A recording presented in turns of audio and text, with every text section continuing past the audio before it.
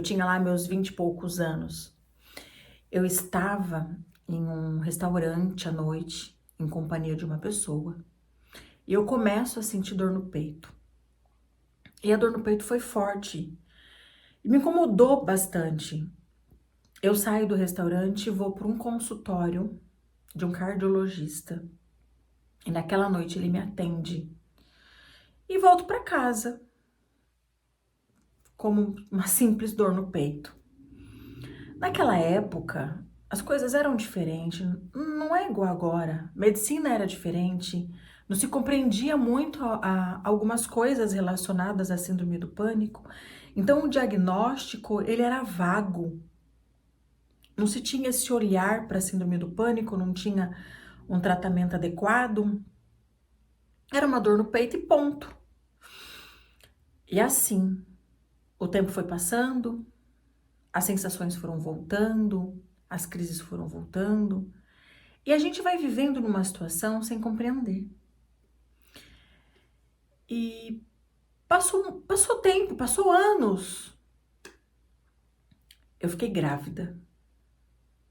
Quando eu percebi que estava grávida, eu estava mais ou menos no segundo ou terceiro mês de gestação. E eu vou até um consultório médico. E no ultrassom, quando ele faz, o feto ele já não estava mais com batimento cardíaco. Eu volto para minha casa sem entender muito também, porque não tinha informação adequada, talvez por interesse ou talvez por naquela época eu não ser da área da saúde. Hoje eu sou enfermeira, mas naquela época eu não era. E tá tudo bem, ok? Passou um tempo, eu volto para esse lugar para fazer uma curetagem, vida que segue. Passa um ano, eu fico grávida de novo e acontece a mesma situação. Mais ou menos no quarto mês de gestação, o batimento cardíaco do neném para. E eu recebo mais uma vez a notícia que eu precisava fazer uma curetagem. Mais uma vez, vida que segue. Também não compreendi aquilo, não entendi muito, não sabia se era normal ou se era natural. Era mais uma pessoa ali e vou eu de novo para um procedimento cirúrgico. E eu lembro que eu jurei para mim mesma que eu nunca mais ia ficar grávida. Porque a sensação era uma sensação estranha, sabe? Uma sensação de, nossa, comigo não dá certo, uma sensação de incapacidade, de invalidez. Passa mais um ano e eu sinto uma dor na barriga muito grande e vou fazer ultrassom. Eu descubro que eu estava ovulando com os 2 ovários. E aí, liguei para minha irmã e falei para minha irmã, falei, olha, se eu ficasse grávida hoje, eu ficaria grávida de gêmeos. E minha irmã diz assim para mim, talvez Deus esteja devolvendo os 2 filhos que você perdeu. Aquilo me tocou de um tanto, meu coração ficou tão alegre de saber que podia ser um presente de Deus, mas ao mesmo tempo tão triste, porque me fez lembrar algo que tinha acontecido comigo que eu não tinha percebido naquela época. Então, eu decidi ser mãe de gêmeos. E assim começa minha gestação. Quando eu estava mais ou menos de novo no mesmo período, um dos gêmeos, o coraçãozinho para de bater. Deixa eu fazer uma observação. Antes disso, eu procurei saber o que estava acontecendo, fiz exame e vi que eu tinha uma baixa, uma diminuição de progesterona. Então, no início da gravidez, eu tomei progesterona. E aí, quando deu mais ou menos o mesmo período, lá pelo quarto mês, um dos gêmeos, o coração começa a parar de bater. E eu recebo de novo a notícia que agora eu só tinha um feto vivo. Bom, muito estranho. É uma sensação muito estranha. O corpo, ele vai absorvendo o feto que morreu até ele sumir. E o outro feto vai crescendo normalmente. É uma mistura de um sentimento que mesmo hoje, olha só, minha filha tem 21 anos, eu não consigo descrever. Eu não consigo falar para vocês qual é a sensação de ter uma vida progredindo e uma vida regredindo. E tudo fazer parte da mesma coisa. Eu não sei dizer.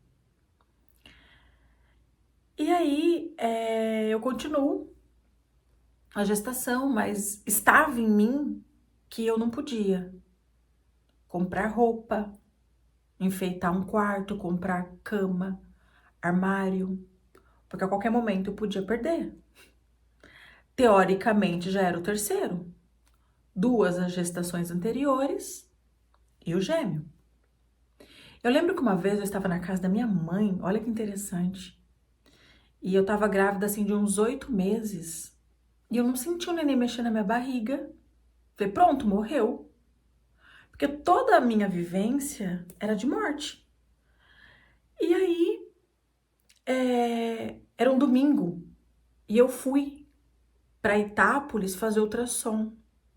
Cheguei lá, fiz ultrassom, o neném tava tudo bem. Como pode? Meu bebê não podia dormir. Parava de mexer na minha barriga e eu achava que a vida tinha chegado ao fim. Quase chegando mais pro fim da gestação, eu tenho uma calcificação da placenta. Tive que ficar de repouso. Deixa eu só fazer uma retrospectiva que eu esqueci de um detalhe. No início da gestação de gêmeos, antes de um dos gêmeos o coração parar, eu tive um descolamento de placenta. E eu cheguei no médico, ele disse assim pra mim, olha, nós vamos precisar fazer uma coretagem de novo. Eu falei, tá bom. E vim pra minha casa, me preparei pra esse dia. Antes de fazer a coretagem, ele disse assim pra mim, vamos fazer um ultrassom só pra eu ver o quanto sua placenta descolou. Foi quando a gente viu que minha placenta estava descolada, porém havia batimento cardíaco. Então decide que não ia fazer coretagem. E aí, posteriormente, um dos gêmeos, o coração para de bater. Em seguida, eu passo a ter calcificação da placenta. E assim, tava lá, grávida de 9 meses, minha filha nasce. Eu tinha uma, talvez 2 roupas, porque eu tinha essa insegurança, esse medo de passar por isso de novo. Mas, para mim, estava segura de mim, dona do controle, vida que segue, estava tudo bem. E assim começou. Minha filha nasceu, Lorena foi crescendo, tudo foi acontecendo como um percurso natural. É aí que eu começo a desencadear crises de ansiedade. Lembra? Eu já tinha tido ela muitos anos antes. Ela vinha na minha vida de forma velada. Então ela dava uma vez, não dava, uma hora doía o peito, uma hora doía a cabeça, uma hora a dor passeava. E aí vem essas perdas, esses abortos, mas eu não associava uma coisa com a outra.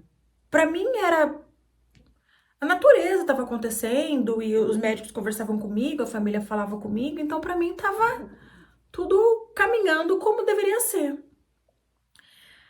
Aí começa. Lorena tinha mais ou menos uns 5 anos de idade e eu comecei com aquela preocupação excessiva. Eu ia perto para ver se ela estava respirando. Ela dormia, chegava perto, eu botava a mão no peito para ver se respirava. Eu ficava olhando. Eu tinha medo dela colocar qualquer coisa no buraco na tomada da parede. Eu achava que a qualquer momento podia acontecer alguma coisa e eu mais uma vez ia perder. E aí eu começo com picos de ansiedade. Mas isso se intensifica mesmo quando ela fica maior. Ela tinha mais ou menos uns 10 anos. Olha quantos anos já passaram, hein, da primeira vez. Lembra? Eu comentei que foi entre 97 e 98. A minha filha nasce em 2002. E eu passo a ter isso quando ela tinha mais ou menos uns 10 anos. Olha o tempo, olha o tempo. Quantas vezes eu passei por isso sem perceber? Quantas vezes as pessoas que me atenderam também não perceberam? Porque eu volto a afirmar, né? Aquela época era diferente de agora. As pessoas não tinham o olhar voltado para isso. E aí eu tinha medo de alguma coisa acontecer. Então a Lorena me dizia assim: mãe, eu tô com dor de garganta. Pronto, eu achava que ela ia morrer. Eu lembro que ela tinha mais ou menos essa idade e apareceu um linfonodo na virilha. Sabe essa zíngua que dá? E na minha cabeça, eu achei que ela tava com leucemia. E eu movi o universo, o planeta, para fazer exame, para olhar, porque eu já imaginei que ela estava com leucemia. A pessoa que tem síndrome do pânico, ela se antecipa. Ela pensa num futuro trágico. Ela imagina, ela tem o pensamento distorcido da realidade. Então ela imagina que qualquer coisa que vai acontecer de forma ruim, da pior forma, e que alguém vai morrer. Tem essa dificuldade de viver no agora, de viver no presente, de fazer essa análise real das coisas. E para mim as coisas se confundiam porque eu já vinha de um histórico de que eu já tinha tido vários abortos. Então, para mim, eu vivia num risco iminente, que a qualquer momento ia acontecer de novo. E uma vez também, eu estava em São Paulo e a Lorena disse assim para mim: mãe, eu tô com uma dificuldade para respirar. Eu peguei um estetoscópio, porque nessa época eu já fazia faculdade de enfermagem. Eu peguei um estetoscópio, encostei assim nela e eu percebi que o coração dela era arrítmico, não estava batendo no ritmo adequado. Coloco a Lorena no carro, às pressas, vou para um hospital, chego lá, vou na pediatria, fazem exame, fazem eletro nela. O médico me espera, pede para eu esperar um pouco, chama um especialista, faz um eletro de novo. Eu não preciso nem dizer para vocês o que eu achei que estava acontecendo, o que eu senti. E aí, a Lorena é diagnosticada com eu não me lembro agora o nome, olha, me fugiu da memória.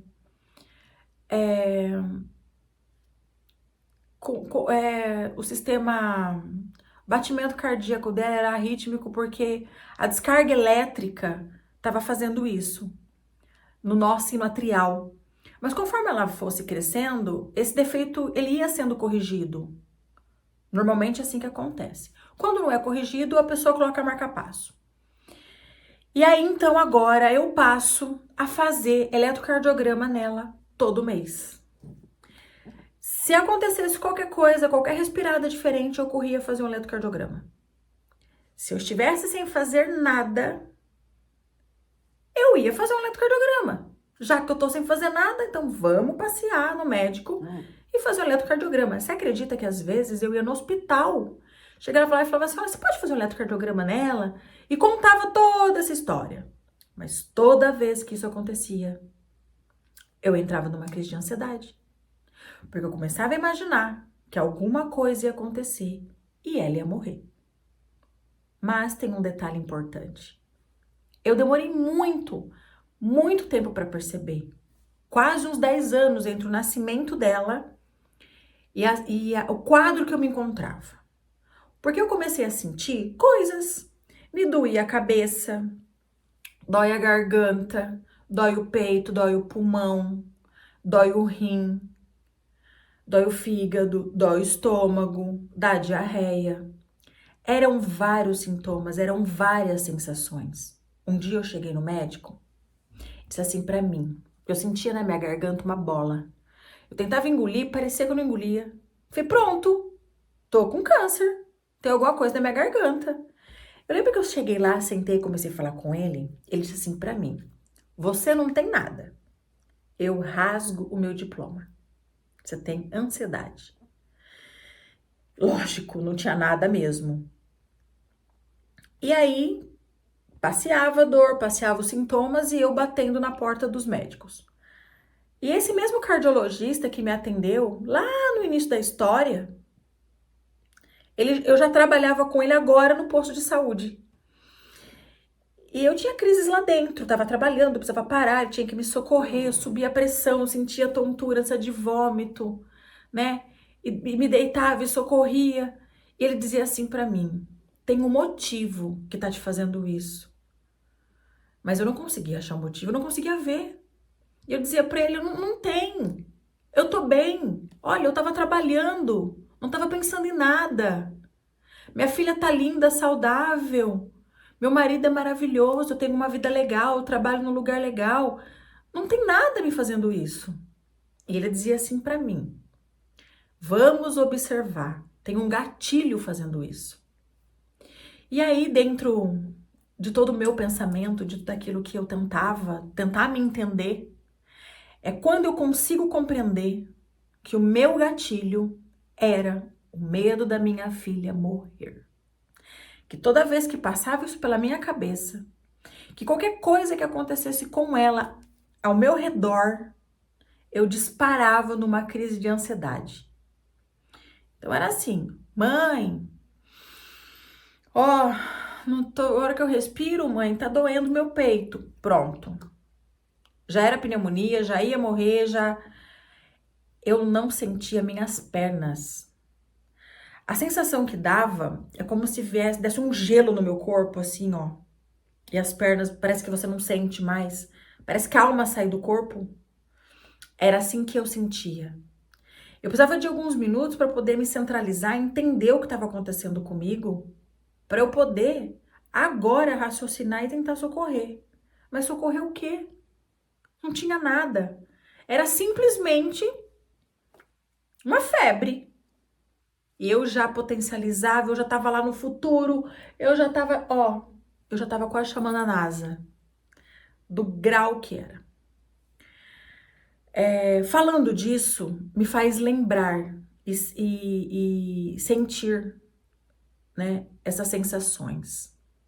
A pessoa que tem síndrome do pânico não necessariamente tem todos esses sintomas, mas a maioria. Vou falar por mim, pela minha experiência.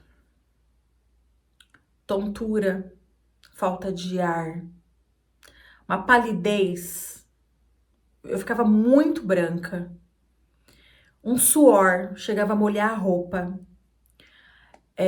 tremor do meu corpo balançar e tremer inteiro, diarreia, sensação de vômito. Eu via as coisas em câmera lenta. Você tá parado assim e parece que é um filme, tá todo mundo andando em câmera lenta em volta de você. Tem outra sensação que é uma que você fica como se você estivesse fora do corpo e a cena tá acontecendo e você observa a cena. Formigamento, formigava parte do rosto, braço, né? Sem contar a dor no peito, que parece que tá infartando. E aí, para eu conseguir me sentir segura, para eu entender que eu não tinha risco de vida, então eu precisava ir no cardiologista. Eu precisava pedir para ele fazer em mim um eletrocardiograma. E às vezes não bastava, tinha que fazer um ecocardiograma, para que eu tivesse certeza que todos os compartimentos do meu coração funcionavam perfeitamente, que todas as válvulas do meu coração estavam em perfeita harmonia. E aí sim eu ia embora agora tranquila. Porque quando me dava a sensação, eu dizia, ok, não vou morrer. Porque eu fui no médico semana passada e eu sei que tá tudo funcionando bem. E é uma sensação horrível. É uma sensação de que nós estamos morrendo agora.